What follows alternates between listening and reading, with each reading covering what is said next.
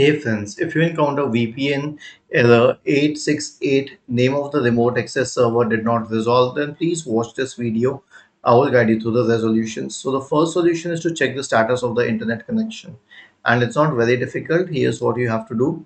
Open any browser and search for fast.com. Okay, go to fast.com and check the internet speed.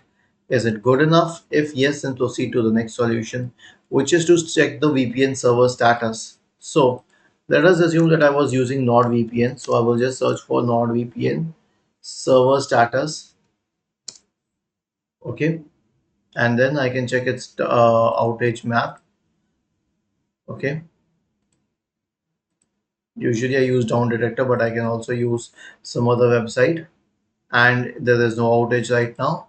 And with the down detector, I'll just scroll down and I'll see if there is any major outage, which it doesn't show.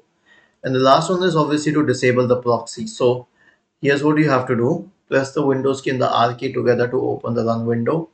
Type the command inetcpl.cpl and hit enter to open the internet properties window.